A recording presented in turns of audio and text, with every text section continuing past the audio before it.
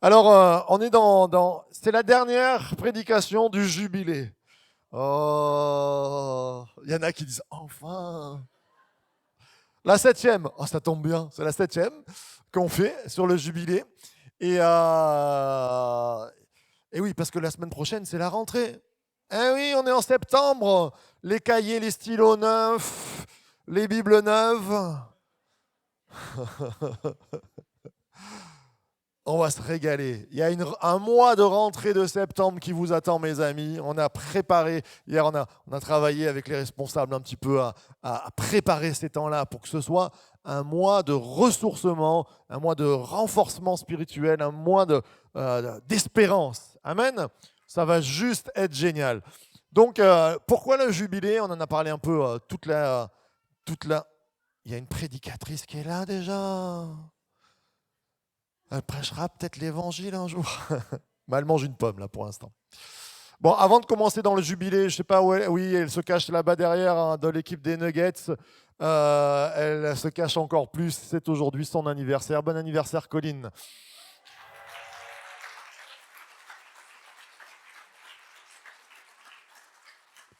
Ouais, c'est le jubilé, en fait, tout, là. Soyez bénis pour votre présence au milieu de nous. On se réjouit. Le jubilé, ça a donné en français je jubile, je suis joyeux. C'est aussi la mémoire, le rappel de ce que Dieu a pu faire, de ce que Dieu fait dans nos vies. Et le jubilé vient de ce mot trompette. Et Dieu avait dit aux Hébreux, sonnez de la trompette tous les 50 ans pour faire le jubilé. Et on va voir juste les textes qui nous le disent. Et tu compteras 7 sabbats d'année, 7 fois 7 ans, et les jours de ces 7 sabbats d'année te feront 49 ans. Et au 7e mois, le 10e jour du mois, tu feras passer le son bruyant de la trompette. C'est des petites trompettes. Tu t'imagines comme ça ne devait pas réveiller. Donc, c'est la dernière fois que je vous le fais. Je sais, vous pouvez me lapider, mais c'est pas grave. Et tu feras passer le son brillant de la trompette. Ben voilà. Ouais, ça va, ça va mieux. Seigneur.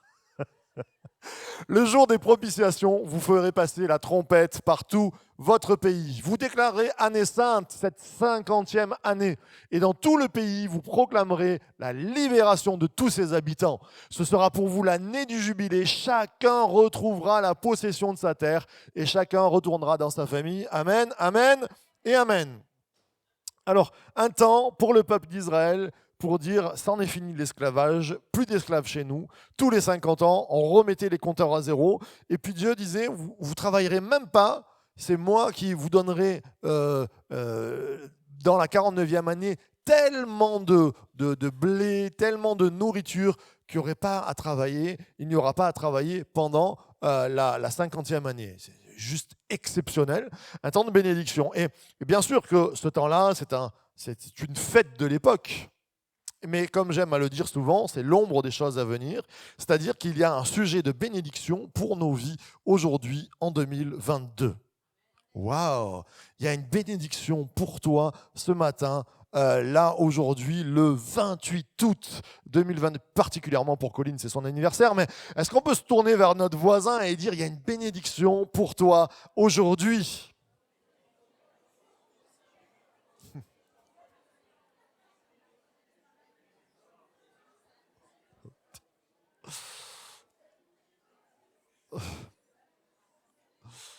Et j'aime voir les gens nouveaux qui connaissent pas trop nos pratiques, qui sont un peu mal à l'aise, qui voient se tourner une masse de gens vers eux. Il y a une bénédiction pour toi. Oui, ça va. Eh oui. Bienvenue dans la famille Source de Vie. Il y a une bénédiction pour toi aujourd'hui. Je le dis souvent dans les mariages, bénir, ça vient du mot dire du bien, bénédire. Aujourd'hui, c'est pas souvent qu'on dit du bien des gens. Il y a beaucoup de critiques. On est une société médiatique où la première des choses que l'on fait, c'est critiquer.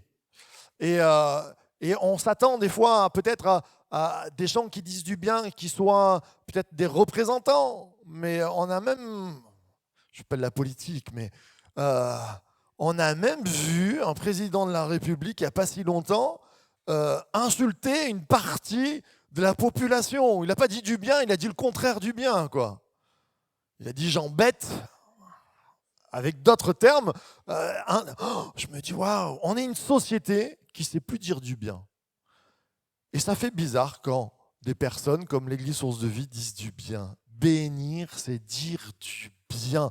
Et Dieu dit du bien de toi aussi. Il y a une parole ce matin qui a dit change d'optique. Tu vois Dieu comme un père fouettard. Tu vois peut-être Dieu comme de la mauvaise façon. Dieu dit du bien de toi ce matin. Il veut t'encourager, il veut donner de l'espérance. C'est juste, waouh, grandiose. En parlant de président de la République, cette semaine, j'étais assez marqué. Peut-être vous l'avez été. Vous avez vu peut-être un discours du président qui a dit « C'est la fin de l'abondance. » On s'est dit « Waouh !» Président qui dit ça. Et il a rajouté « C'est la fin de l'insouciance. » Waouh! Alors déjà qu'il y avait des gens qui n'avaient pas le moral depuis le confinement, là je me dis super encouragement pour démarrer cette rentrée. Tu es là, déjà, tu as passé peut-être un été, ça a été compliqué pour chacun d'entre nous. Il y a des problématiques, peut-être que déjà le 20 du mois, il n'y avait plus assez d'argent dans le compte, et on te dit, c'est la fin de l'abondance. Alors déjà, peut-être dans nos vies, on ne voyait pas trop l'abondance, mais alors là... Et je me suis dit, il a peut-être raison. C'est vrai que les circonstances aujourd'hui... Alors c'est même étrange que de la part d'un ultra-capitaliste, où c'est l'abondance qui est... Le capitalisme, c'est la prédication de l'abondance. Hein. C'est travailler plus pour gagner plus, en gros. Et là, on va avoir moins. C'est très perturbant quand le représentant d'un système capitaliste qui nous dit depuis presque 100 ans on va gagner plus, c'est le progrès, ça va aller de l'avant, il va y avoir plus d'argent, la consommation va reprendre, le PIB va monter, va augmenter. Là, on nous dit, c'est fini. Vous avez voté pour moi, mais c'est fini. Non mais, alors, on en rigole ce matin, mais pour foule de gens, c'est pas simple. C'était déjà pas simple, plus un message comme ça, on commence peut-être à se dire, aïe, aïe, aïe. Et c'est vrai. Si le président le dit, c'est que les réserves, elles ne doivent pas aller bien. Et voilà, nous sommes tristes et nous allons terminer comme cela. J'aimerais, pour cette dernière prédication sur le jubilé qui nous parle d'un Dieu qui pourvoira et qui bénira et qui fera croître, vous parler de la reprise, le retour de l'abondance.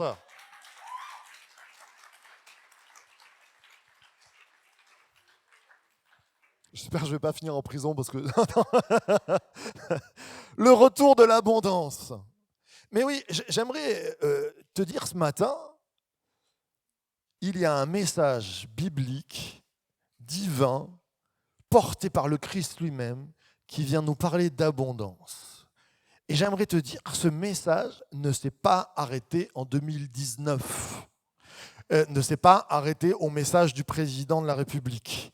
Ce message d'abondance, on va le lire ensemble. On pourrait se lever ensemble pour se concentrer sur ce que Jésus-Christ, venant sur cette terre, juste avant d'être crucifié, va dire à ses disciples, va dire au peuple, et nous dit ce matin, le 28 août 2022, « Le voleur ne vient que pour voler, égorger et détruire. Moi, je suis venu afin que les brebis et la vie et qu'elle est en abondance. Je suis le bon berger donne sa vie pour ses brebis. Amen, amen et amen. Vous pouvez prendre place. Alors, ce matin, on pourrait se dire, non mais Jésus, tu es bien gentil, mais la réalité économique, tout ça, comment on peut te croire? Y a-t-il quelque chose parce que les belles paroles, j'allais dire des politiciens, votez pour moi, ça ira mieux. Ça semble Jésus qui vient nous dire, il y a des méchants, il y a des voleurs, mais moi, je vous présente un projet qui parle d'abondance. On peut se dire, oh Seigneur, on a déjà vu ça. Sauf que Jésus, il tient ses paroles. Et dans ce verset, il y a déjà une parole accomplie. Le bon berger donne sa vie pour ses brebis. Jésus-Christ ne l'avait pas fait quand il dit cela. Mais Jésus-Christ, quelque temps après, montait à la croix et donnait sa vie pour les brebis. Pourquoi il a donné sa vie? Ce n'est pas juste simple un geste comme ça de sacrifice. C'est un geste que Jésus fait qui pèse parce qu'il est le Fils de Dieu qui donne sa vie en sacrifice. C'est dans l'univers entier, dans le monde céleste, parce qu'il y a un monde céleste, dans le monde divin, l'échappatoire pour tous les humains de sortir de la vie de carence, de la vie qui est triste, qui est pauvre, pour aller à l'abondance. Et quand Jésus prouve ce verset en mourant à la croix, il dit quand je meurs à la croix, il n'y a pas que la mort, il y a la résurrection 3 jours après. Et il veut te dire, au travers de ce verset, je suis le bon berger, je donne ma vie, je ressuscite pour te prouver que l'abondance, ça va marcher et que son programme électoral, politique, le Christ, il l'a tenu, son message, il le tient encore et l'Église tient debout depuis 2000 ans. Pourquoi? Parce que Jésus donne la vie et il la donne en abondance. J'aimerais entendre un grand amen à ceux qui le croient ce matin. Alors, tout simplement, je voudrais encourager une partie de la société que nous formons ce matin. Là, on est, je ne sais pas, 170. Eh bien, 170 personnes, ça peut changer la donne. J'aimerais que vous allez sûrement croiser des gens cette semaine qui vont vous dire « Aïe, aïe, aïe, tu as vu le prix de l'huile? Tu as vu le prix de la farine? Comment on va s'en sortir? Comment on va faire ?» On n'est pas des doudingues en se disant bah, « Jésus l'a dit, ça va bien se passer. » Mais simplement, j'aimerais vous prouver que quand Dieu dit quelque chose, il l'accomplit. Alors pas forcément peut-être de la manière que l'on entend, mais celui qui place sa foi en Dieu, il ne manquera de rien. Dieu a dit, je m'occuperai de ton corps, de ton âme et de ton esprit. Et ce matin, j'aimerais qu'il y ait un vent d'espérance qui passe parmi nous. J'aimerais te prouver qu'il est le Dieu de l'abondance. Il parle d'abondance parce qu'il est le Dieu de l'abondance. Il est ce Dieu qui vient et qui dit « Moi, je peux parler d'abondance parce que je suis celui qui est le créateur. Je suis celui qui a créé, par exemple, un univers, une planète qui ne s'arrête pas de tourner, qui ne s'arrête pas de fructifier, qui ne s'arrête pas de donner la vie. » Alors, c'est vrai que les humains, on a mis du nôtre pour enlever la vie sur la planète, mais ça marche encore. Dieu est ce Dieu d'abondance. Et il est dit dans sa parole, c'est Paul qui dit « Et mon Dieu pourvoira à un petit peu de vos besoins selon la pauvreté qu'il a. » Non, c'est Paul qui parle, un des plus grands écrivains de la Bible. « Et mon Dieu pourvoira à tous vos besoins selon sa richesse avec gloire en Jésus-Christ. » Quand notre cher l'apôtre Paul écrit cela, il est en prison. Ce n'est pas forcément le lieu où on sentirait une abondance. On se dit la prison, on est quand même... Et quelquefois dans nos vies, on se sent un peu comme en prison. On aimerait que ça aille bien, mais il y a des barreaux qui nous ont été mis. Et c'est fou, je discutais dernièrement avec des anciens un petit peu. Et je regardais la vie des années 70-80. Alors là, c'était... il n'y avait pas de barreaux, c'était open bar partout, on faisait n'importe quoi. Et aujourd'hui, on dirait que la société met des barreaux de partout. Il y a des ceintures de sécurité de partout. Et quand on ne bouge plus, on nous dit eh ben, on ne va plus manger maintenant. Ça fait peur, c'est vrai. Et notre cher Paul, il est dans une circonstance de sa vie où il est en prison. Peut-être que ce matin, tu te sens dans une société emprisonnée. Peut-être que ce matin, tu te sens dans une vie qui est compliquée par rapport à l'argent, par rapport au travail, par rapport à qu'est-ce qui va arriver demain. Et Dieu veut dire juste au travers de ce verset, il est le Dieu qui pourvoit à tous tes besoins. Si Paul le dit qu'il est en prison, c'est qu'il expérimente. Et j'aimerais vous dire, ce n'est pas les circonstances qui vont écrire le programme de Dieu. Ce n'est pas les circonstances. Ça va mal, alors Dieu va s'arrêter de bénir. J'aimerais juste même dire c'est souvent le contraire. Là où le péché abonde, la grâce surabonde. Dieu se plaît à dire ça va pas, crie à moi, tu vas voir, ça va aller beaucoup mieux.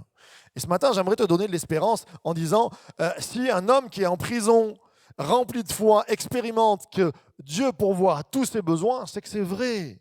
C'est qu'il y a une réalité. Quelquefois, je rencontre des personnes qui ont tout. On dit, il a tout pour être heureux. Et il prend des cachets pour dormir. Ça va pas bien, il est en dépression. Pourtant, il a tout pour être heureux. Alors, on dit, l'argent ne fait pas le bonheur. Bon, il y participe quelquefois un peu quand même. Mais c'est pas parce qu'on a tout que notre cœur va bien. Quelquefois, c'est notre corps qui manque. Quelquefois, c'est notre cœur. Quelquefois, c'est notre âme. Et Dieu nous dit, je m'occupe de ton corps, de ton âme et de ton esprit. Quand on prie le Notre Père, on commence en disant, Notre Père, que ton nom soit élevé parce que tu es grand. Et c'est à nous de réaliser que le Dieu que nous connaissons, ou que tu ne connais pas peut-être encore ce matin, il est grand, très grand et élevé. Et après, vient dans la prière, on a des problèmes. On a des problèmes de pain quotidien. On a des problèmes de pain quotidien pour notre corps, pour notre âme. On a des problèmes de non-pardon. On a des choses dans lesquelles on est emprisonné. Mais on commence toujours par dire Dieu est grand. Ce matin, j'aimerais te présenter ce Dieu de l'abondance. Parce que nous l'avons vécu dans des moments où il n'y avait plus d'abondance. Tu sais, des fois, tu es tellement fatigué que tu n'as plus d'énergie pour aimer les gens. Peut-être que des fois, tu n'as plus d'espérance parce qu'on t'a tellement fait de mal, tu te dis, j'arrête. Et Dieu veut te dire, je suis le Dieu de l'abondance. Je peux renouveler et ton corps, mais aussi ton âme et ton esprit. Ce matin, j'aimerais qu'il y ait des flammes dans les yeux, qu'on puisse se dire, c'est peut-être jouable avec Dieu. Oui, c'est sûrement jouable. J'ai marqué cette phrase, le monde et ses carences n'arrêtent pas le Dieu de l'abondance. Il y a un monde qui est en carence et qui aura de plus en plus de carences. Mais de plus en plus fort, Dieu va faire écouter sa voix et va faire entendre sa voix en disant « Je suis le Dieu de l'abondance. Je suis le Dieu de l'abondance pour toi, pour ton corps. Il peut te guérir. » On voit, chaque année, on prie pour des malades et il y a des malades qui sont guéris. Chaque année, on prie pour des situations qui sont dans une impossibilité et Dieu est le Dieu de l'impossible. Il vient, comme vous savez, des fois il y a des équations en multiples inconnus et on se dit mais comment on va s'en sortir? S'il n'y avait qu'un seul problème, mais souvent le problème a amené d'autres problèmes. Et Dieu se plaît à venir dire c'est compliqué, mais pour moi c'est pas compliqué. On l'a vu dans des situations. Je parle souvent des expériences parce que ça parle, mais je me rappelle quand j'étais à Paris, toute ma vie je m'en rappellerai, quand j'arrive là-bas et que mon pasteur me dit « Marc, il va falloir que ta femme travaille, qu'elle ait un salaire parce que jamais vous pourrez payer un loyer avec juste le salaire qu'on va vous donner. » Je lui dis « Nous, on aime bien servir à deux, donc ça serait quand même… » Il dit « Ça ne se passera pas comme ça. » J'ai dit « On va demander un HLM. » Et alors, on a demandé un HLM et il me dit « Mais jamais de la vie, on passera dans l'HLM. » Et là, on va voir la dame de l'HLM. Et moi, je me rappelle, c'était trop rigolo parce qu'elle me dit « Alors, n'espérez pas avant 1 an et demi, mais je pense que vous savez que c'est pour 3 ans à peu près que vous demandez. » Je dis « On est en Israël et on arrive exactement dans 1 mois et demi. Ma femme est enceinte, elle va accoucher et il nous faudrait dans 1 mois et demi. » La femme, elle a regardé le pasteur dans les yeux, elle a regardé comme ça, elle a dit « Ça ne passera jamais. » Elle me dit « Il y a des listes d'attente en région parisienne pour 3 ans et demi. » Et le dossier passe, et c'est ça qui est trop bon, parce qu'il y a une sœur qui est en train de venir à l'église peu à peu, elle n'est pas encore engagée à fond, et elle, c'est pas elle qui a le dernier mot sur tout ce qui se passe, elle est juste là pour faire passer les dossiers. Et alors il se pose, il y a toute une commission, et quand il passe les dossiers, elle entend Marc Ambrogio, pasteur. Elle fait « Oh, c'est peut-être le frère qui doit venir. » Et alors elle lève les yeux comme ça, elle se dit « Et ça ne va pas passer. » Et puis la présidente dit ces mots, elle regarde, elle dit « C'est un pasteur, c'est un homme de parole, il paiera. » Et elle met au-dessus de tout le dossier de la pile, elle met… Et ouais. Il y a une femme qui passe là, qui se lève, qui dit « Mais c'est un scandale, qu'est-ce que vous faites? Parce que c'est un pasteur, vous le faites passer en premier. » Et la femme répond, la présidente, elle dit « C'est moi la présidente, je décide. » La sœur s'est fait baptiser 1 mois après, parce qu'elle a dit « C'est un véritable miracle, au lieu de 3 ans, il a fallu 1 mois et demi. Attends-toi, quand il n'y a pas d'abondance, quand tout le monde te dit c'est impossible, il est le Dieu de l'abondance, il te donnera ce que ton cœur désire. »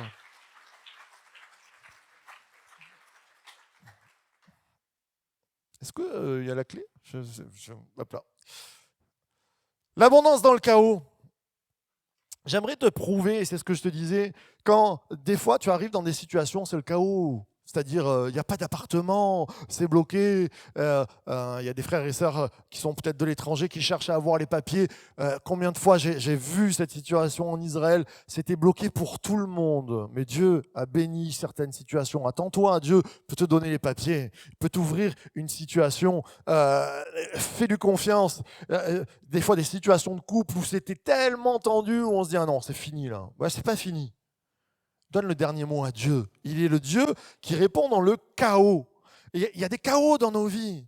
Il y a des moments où c'est tellement grave qu'on se dit, mais Dieu ne peut rien faire. J'aimerais te rappeler, on va faire comme une petite étude biblique ce matin, donc on en aura pour, je pense, 1h30 encore, ça vous va, sur Dieu qui agit dans les chaos. Par exemple, le premier, c'est la création. Le mot chaos vient du moment de la création. Il nous a dit qu'au début, dans la Bible, tout était informé et vide. En fait, tout était chaos. En hébreu, tohu vavohu. Ça a donné le tohu bohu. C'est-à-dire, il n'y avait rien. Il nous a dit qu'il y avait les ténèbres sur tout. Et bien, dans ce chaos, qu'est-ce que Dieu fait? Il est le Dieu créateur. Il passe, il donne une parole. Quand la bouche de Dieu, le psalmiste dit, quand Dieu dit la chose, il l'accomplit. Et il dit que la lumière soit et les ténèbres restèrent. Ah non, c'est pas ça? Et on le connaît par cœur, ça. Même les gens de l'extérieur pourraient te dire que la lumière soit et la lumière fut. Il est le Dieu de l'abondance. Il y a des ténèbres tout autour de lui. Il le déclare, la lumière vient. Ce matin, si tu le crois, Dieu veut dire bénédire du bien sur ta vie. Il veut dire que la lumière soit dans ta vie. Tu es dans les ténèbres, tu te crois dans une prison. Écoute un seul mot de Dieu qui dit que la lumière soit et la lumière est dans ta vie. J'aimerais entendre un grand amen à ceux qui croient que la lumière peut s'allumer ce matin. Pourquoi Dieu nous parle de cela? Dès le début, c'est le début de la Bible, il nous dit il y a un chaos énorme. C'est les ténèbres, il n'y a rien. À partir du chaos, moi je parle et tout se crée. Ça veut dire que dans nos situations, on va rencontrer des chaos comme ça, ou des chaos techniques, tu sais, on se prend un chaos, on est par terre, on se dit on se relèvera jamais, on a la tête qui tourne, on est sonné. Dieu dit, moi j'ai le dernier mot sur la situation, si tu le crois. On peut le voir avec la création, on peut le voir avec l'Égypte. On a un peuple, le peuple d'Israël, le peuple de Dieu, le peuple de la bénédiction. Abraham, Dieu lui dit, ta descendance, elle sera extraordinaire. Il ne pouvait pas avoir d'enfant, il a un enfant, ça se passera bien. Ça ne se passe pas du tout bien. 400 ans en Égypte, ils sont esclaves. Et plus il y en a un qui râle un petit peu, qui dit c'est un peu difficile, plus on dit allez, plus de briques à travailler. Et ça devient un enfer pour les Hébreux. Qu'est-ce qui se passe dans ce chaos, alors que le pharaon est l'homme le plus puissant du monde international de cette époque-là? C'est-à-dire qu'on ne défie pas le pharaon. Il n'y a aucune personne sur terre qui peut aller dire bon, tu t'arrêtes avec les Hébreux maintenant. Aucune. C'est l'homme le plus puissant, il a l'armée la plus puissante. Ils ne peuvent rien faire. C'est un chaos. Et pourtant, Dieu va voir Moïse, un gars qui est parti dans le désert, qui est en fuite, il est en fuite face à tous ses problèmes. Et il lui dit, tu vas faire sortir mon peuple. Des fois, le Seigneur vient nous rattraper dans nos fuites. On est en fuite, on essaie de s'échapper des problèmes. Et il vient nous dire, il y a une situation pour toi, tu vas sortir la tête haute et tu vas sortir de l'esclavage. Et qu'est-ce qui va se passer? Il nous a dit que quand les Hébreux sont sortis de l'Égypte par la force de Dieu, ils sont sortis avec toutes les richesses d'Égypte. Les Égyptiens les ont poussés, ont dit, prenez aussi l'or, prenez aussi l'argent, allez-vous-en, on vous veut plus. Et chose qui, si on leur avait dit un an avant, vous allez être riches, vous allez sortir, vous allez avoir un pays, vous allez sortir de l'esclavage, ils auraient dit, mais jamais de la vie, c'est impossible, c'est la fin de l'abondance. On n'est même plus insouciant, on n'a rien du tout. Mais Dieu dit, c'est sur ma parole. Et sur la parole, ils vont sortir, ils vont devenir plus riches et les enfants vont trouver un pays. Tu t'inquiètes pour tes enfants, confie-les à Dieu. Il y a un pays spirituel pour eux. il y a une abondance spirituelle. L'Égypte, la famine, ça c'est un texte extraordinaire avec Élisée, où à un moment donné, il y a une si grosse famine, c'est vraiment le texte peut-être un des plus atroces de toute la Bible, qui nous est dit qu'il y a une mère qui va faire cuire son enfant. Enfin, c'est un truc de... Oh, pour manger, ils n'ont plus rien à manger. Le truc le plus atroce de toute la Bible. Et là, le prophète, l'homme de Dieu, Dieu lui parle, il va voir le roi, il monte sur la rambarde et il dit, je déclare, je proclame qu'il est le Dieu de l'abondance, ça va s'arrêter. Et demain, il va y avoir des mesures d'orge, des mesures de farine, des mesures extraordinaires à manger. Alors le roi le regarde et il y a le conseiller du roi. Et le conseiller du roi, il dit, attends, prophète, t'es bien gentil, mais regarde en bas, il y a toute une armée, en fait c'était un siège. Pourquoi ils n'avaient plus à manger? Parce qu'il y avait un siège. Il dit, regarde, il y a l'armée, je crois que c'est les Assyriens, qui sont là, c'est l'armée la plus forte. On ne bougera pas, on est emprisonné. On n'a plus de potager à l'intérieur, on n'a plus rien à manger. Et le conseiller va dire, même si Dieu ouvrait des fenêtres dans le ciel pour nous ravitailler, c'est impossible. Et le prophète va regarder l'homme et dit, tu le verras, mais tu n'en mangeras point. Qu'est-ce qui se passe? C'est que Dieu envoie, on ne sait pas comment, mais il y a comme un tumulte qui se passe dans l'armée et ils commencent à se combattre les uns pour les autres. Je ne sais pas s'il y a un ivrogne ou ils ont entendu du bruit et voilà, et ça part et tout le monde se bat et puis il s'enfuit.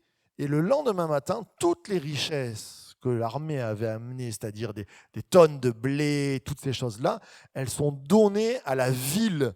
Et là, l'homme qui avait dit c'est impossible, ben, c'est vrai qu'il n'en goûtera pas parce qu'il voit la chose, mais il y a tellement une foule que la foule lui passe dessus, il est écrasé, le pauvre gars. Mais j'ai envie de te dire, ce matin, peut-être que tu es en doute et tu te dis mais c'est pas possible, on est dans une situation, on ne pourra jamais retourner en arrière écologiquement, tout ça. Oui, ça se peut, mais Dieu est celui qui peut te ravitailler d'une manière que toi, tu ne t'y attends pas. Peut-être que tu as pris des décisions et tu te dis, on est allé, on y va, on fonce, et puis que tu es au bord du précipice, tu te dis, oh là là, c'est quand même un peu angoissant d'y aller, c'est angoissant d'avoir la foi. J'ai envie de te dire, ne sois pas comme le conseiller qui l'a vu mais qui ne l'a pas goûté. Et confiance en Dieu. Il est celui qui nourrit. Amen. On pourrait parler de l'Église aussi. L'Église qui commence. Dieu dit, allez à Jérusalem, le Saint-Esprit sera sur vous. Vous allez voir, ça va être extraordinaire. Ça commence très bien. Puis, à un moment donné, il y a une petite opposition qui se lève et on met certains en prison. On commence même à faire du mal aux chrétiens. Et c'est la première persécution. Et là, on se dit, c'est fini pour l'Église. Parce qu'on met les leaders en prison, on persécute les chrétiens. Qu'est-ce qui va se passer? Les chrétiens s'enfuient. Il nous dit qu'en s'enfuyant, c'est comme une traînée de flammes qui va enflammer toute l'Europe et tout le Moyen-Orient de l'époque. Et l'Église va grandir extraordinairement. Quand on a voulu arrêter l'Église a grandi. Pourquoi? Parce qu'il est le Dieu de l'abondance. Quand le diable ou quiconque touche un croyant qui lui dit c'est fini pour toi, et que le croyant dit bah non, moi j'ai confiance en Dieu, c'est jamais fini, il multiplie et Dieu se plaît à venir bénir extraordinairement. Alors bien sûr, il y a des souffrances. L'Église a grandi aussi dans la souffrance. Il y a des problématiques. Je ne veux pas être chamallow, pétale de rose ce matin, mais à celui qui a la foi, qui a confiance en Dieu, il est le Dieu de l'abondance. Et Jésus nous dit, je ne suis pas venu pour que mes brebis aient la vie, une petite vie, mais la vie en abondance. C'est-à-dire qu'on peut te mettre en prison, la vie, le bonheur, la satiété, la paix, la joie, Dieu te la donne. Et puis je crois que ça c'est une question de foi. À celui qui croit, il sera donné. Et confiance dans la mission que Dieu t'a donnée, tu vas voir, Dieu va pourvoir pour les finances, Dieu va pourvoir pour les serviteurs.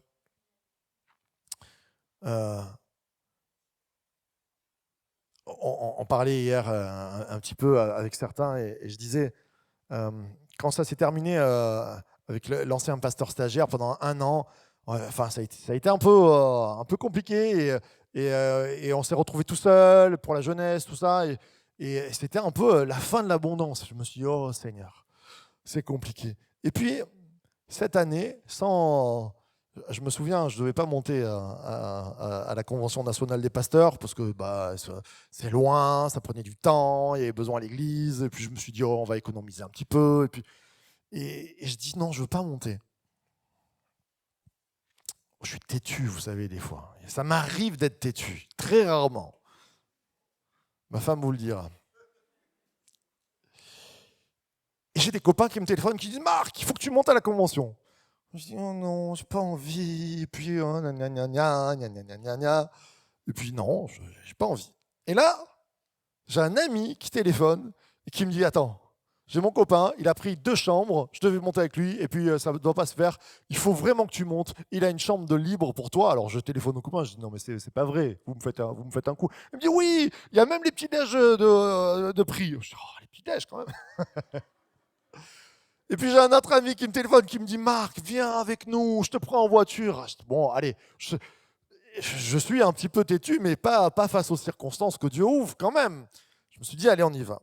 Et puis, c'est vrai que je cherchais pour un pasteur qui vienne avec nous, pour nous aider à la jeunesse, parce qu'on a des besoins et toutes ces choses-là.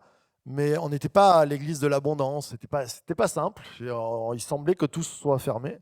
Puis là, je montais, je me suis dit, peut-être que je vais trouver à ma manière, tu sais, comme il disait la dernière fois Timothée, on a des plans tout faits. Alors, je vais voir un tel, je sais qu'il est en... Est-ce que tu... Il me dit, venir dans le sud, mais tu es fou, vous êtes des ayatollahs là-bas. Je dis, quoi? Mais non, on est gentils et tout. Mais voilà, certains me disent, oui, mais non, mais si, mais ça se fait pas. Puis le dernier jour, je suis là, je dis, bon, je sais pas pourquoi je suis venu. Et non, pour tout vous dire, allez, vraiment, je vais tout vous raconter. Vous ne moquez pas du pasteur. Il m'arrive quelquefois, ça ne sera pas enregistré ça, vous coupez ça. Il m'arrive quelquefois d'avoir un caractère, un petit peu. Et il y a des choses qui passent, il y a des choses qui passent moins. Et un frère, dans le passé, m'avait fait 2-3 trucs là, ça ne m'était pas passé. Et quand je monte à cette convention, le premier soir, je vais manger avec des copains et je me retrouve en face, à table, du gars que c'est pas passé. C'est un pasteur, on doit s'aimer, tout ça, mais il m'a fait des choses, il a dit des trucs, ça m'a pas plu. Je suis en face de lui. Je me dis, Seigneur, quand même, tu pousses là. Déjà que je ne voulais pas monter, je me retrouve en face de la personne dont vous voyez, là je suis dans un manque total d'abondance. Dans mon cœur, il n'y a pas d'abondance de pardon, tout ça. Et en plus, je crois que dans la semaine, on avait parlé de pardon. Le Seigneur, c'était entre Carole, et, les sœurs avaient porté la parole, et Alexandra, c'était sur le pardon. Mais 15 jours, je me suis fait tirer à... Mais ce frère-là, je l'avais oublié. Je pensais à d'autres, peut-être, mais pas lui. Et là, je me retrouve en face de lui. Je dis, oh, en plus, il est grand, je ne peux pas le rater. Il me dit, ah, ça va et tout. Je dis, oui, bonjour. Avec mon italianisme qui est là. Puis je sens que le Seigneur m'imprime. Et je dis, Marc, on t'a parlé de pardon. Puis dans mon cœur, je décide de pardonner. Puis je dis au frère, ouais, enfin voilà, on parle et tout cela se passe. Il y a réconciliation. Tout se passe bien. Le pauvre frère, lui, il ne savait pas. Des fois, on fait des erreurs. Vous savez, la bénignité, je vous en parle souvent. Des fois, tu fais des erreurs. Il n'avait pas vu qu'il m'avait fait mal. Ou moi, j'avais compris d'autres choses. Mais moi, dans mon italianisme, là, il fallait que je passe là-dessus. Pourquoi je vous raconte ça? Parce qu'à la fin de la semaine, je m'en vais. Je me dis, bon, je n'ai pas trouvé de pasteur stagiaire. Ça ne sera pas l'année de l'abondance. Et là, je crois, mon ami Sébastien, et Sébastien qui me dit, mais tu sais que lui, là, Laurie, je l'ai vu toute la semaine, Laurie, on a parlé de tout. Mais je ne savais pas qu'il était libre, qu'il cherchait un poste. Il me dit, mais lui, il est libre aussi. Et là, dans mon cœur, je me dis, waouh. Allez, je lui demande, il me dit, oh, bah, pourquoi pas, Fréjus, tout ça. On commence à parler. Et alors que c'est le dernier jour, il me reste une demi-après-midi, en gros, on parle, on discute. Et je lui dis, c'est qui ton pasteur président? C'est qui ton maître de stage? Et là, il me parle du frère avec qui je me suis pris la tête pendant des mois et que là, maintenant, je me suis réconcilié. Je me dis, oh Seigneur, tu fais tout à merveille. Il avait permis que je me réconcilie. Est-ce qu'on peut donner une main d'applaudissement à celui qui connaît toutes choses? Pourquoi je vous parle de ça? Parce qu'il y a des équations à multiples inconnus, des fois on s'y est mis dedans. C'est nous la problématique. Des fois on a tout verrouillé et on manque d'abondance et on dit à Dieu, ah oui, tu vois, on n'a pas. Mais il y a aussi de nos problèmes. Et quand tu décides d'écouter Jésus, de te repentir sur tes mauvaises manières, de dire on fait à ta manière, et maintenant je crois que tu es le Dieu de l'abondance et que tu vas pourvoir, mais c'est fou. Pour moi, c'est des équations en multiples inconnus. C'est-à-dire, c'était impossible que ce soir-là, je me retrouve en face du gars. Imaginons qu'on est froissé et que je demande la main de Laurie. Mais il m'aurait dit, mais jamais de la vie. Et là, on a eu une semaine pour devenir amis, pour reprendre des liens et se dire, bah, tout va bien. Bien sûr, Laurie va aller à Fréjus. Alléluia, gloire à Dieu, Jennifer. Et ils nous rejoignent. Comme je parlais de l'abondance, c'est il y a des clés des fois. Des fois, on ne pardonne pas. Des fois, on est brouillé. On a même oublié ces choses-là. Mais quand on déverrouille ces verrous, Dieu envoie l'abondance. Comme je disais, Timothée, qui a prêché la semaine dernière, Bordeaux, qui nous téléphone, qui nous dit bah, vous ne voulez pas prendre Timothée? Alors, il commence tout juste, il a le chômage, tout ça, il n'y a pas besoin de salaire, mais on aimerait qu'il soit formé à Fréjus. J'ai dit Seigneur, c'est pas un, tu nous envoies deux personnes pour travailler avec nous. C'est le Dieu de l'abondance. Alors, pourquoi je te parle de cela? Pour te dire dans ta vie, il y a peut-être des freins à main que tu dois lever. Il y a peut-être des verrous de non-pardon, je sais pas, des blessures qui sont là dans ta vie. Et tu t'accroches à ça. Tu te dis, ah, nous les sudistes, on s'accroche. Hein. À vie, c'est la vendetta. La vendetta, c'est le grand-père de la grand-mère, de l'oncle de ci, il avait poignardé le cousin, alors l'arrière, petit-fils se venge encore. Et nous, des fois, on est accrochés comme ça sur certains trucs, sur des histoires du passé. Ah, si tu savais. Ben oui, je sais. Mais je sais que Dieu, il attend juste te bénir. Tu as juste à déverrouiller certains verrous de ton cœur, à dire Seigneur, allez, pardonner, ça ne veut pas dire on excuse ce qui a été fait. Ça veut dire je lâche le fardeau. Cette personne, je ne m'occupe plus de ce qui se passait, de la compréhension, parce que souvent on a des filtres, nous on comprend, on n'a pas tout vu. Seigneur, je lâche toutes ces choses. J'ouvre mon cœur à 100%. Ce matin, j'aimerais t'inviter à ouvrir ton cœur à 100%. Pour que maintenant, tu puisses vivre le pleine abondance. Et ça, c'est pour notre époque aujourd'hui. Aujourd'hui, on vit un temps, je vous ai dit, le président, il a dit, c'est la fin de l'abondance. Moi, je compte plus sur la parole du Christ qui dit, je suis venu donner la vie en abondance. Peut-être que demain, il y aura moins, mais Dieu permettra qu'on soit heureux. Il ne permettra pas que ton pied chancelle. Alors moi, j'ai du 45, je fais du 45, je me dis, bon, ça va. Il y en a qui ont des petits pieds peut-être, qui te disent, ah, moi, je suis tout petit. Mais le Seigneur te dit, mais non, que tu sois tout petit, que c'est la première journée que tu viens ici, ou que ça fait des dizaines d'années que tu viennes ici, le Seigneur te prend par la main et te dit, je suis le Dieu de l'abondance. Je suis le Dieu qui pourvoit pour toi. Alors, j'aimerais rappeler ce texte, ce dernier texte, s'il te plaît. Ça fait partie du jubilé. Ça vient juste à la fin. Il nous a dit, c'est le peuple qui dit, mais que mangerons-nous donc la 5e année, puisque nous n'aurons ni semé ni rentrée de récolte? Et Dieu dit, je donnerai pour 3 années de bénédiction. Vous n'avez pas à vous inquiéter. Le Seigneur te dit ce matin, tu as juste à ouvrir ton cœur sur le chemin de la foi. Je parle à des chrétiens, vous allez me dire, mais moi j'ai la foi. Oui, mais n'y a-t-il pas des secteurs où on a abandonné la foi? N'y a-t-il pas des secteurs où on est comme le conseiller du roi, où on dit, mais même si Dieu ouvrait des fenêtres, je ne le ferai pas? Eh bien, le Seigneur te dit, je peux ouvrir plus que des fenêtres. Le Seigneur nous parle ce matin. Il nous dit, et simplement la foi. La foi, ça veut dire, j'ouvre mon cœur et je crois que tu peux faire. C'est ça la repentance. Hein. C'est je change d'avis. Se repentir, c'est changer d'avis. Dieu peut tout ce matin. Il te dit juste, tu as des cadenas peut-être à laisser, tu as des mauvais passés, des mauvaises expériences à laisser qui t'ont montré un chemin qui n'est pas celui que Dieu veut. On va se lever ensemble, si vous le voulez bien.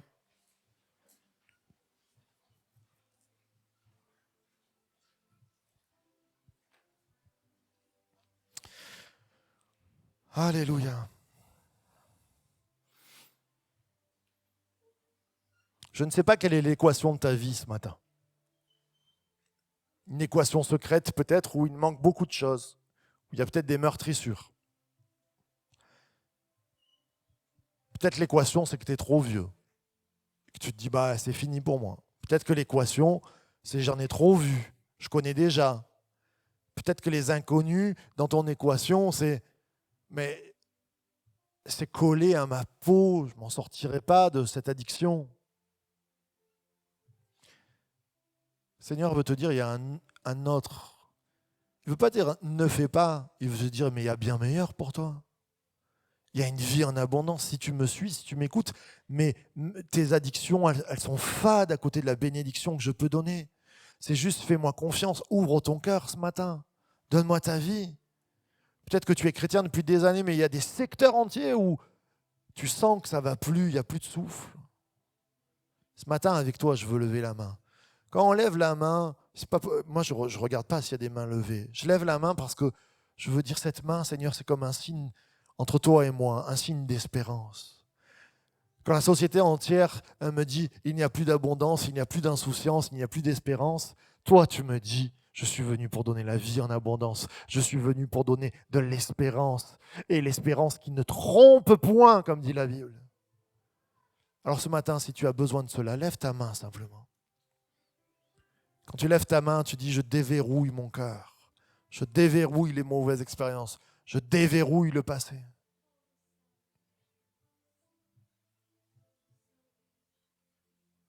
Notre Père, tu vois les craintes, tu vois les cœurs affaiblis, tu vois les stress, tu vois les impossibilités, tu vois les addictions, tu vois les peines, tu vois les chagrins, tu vois les morts.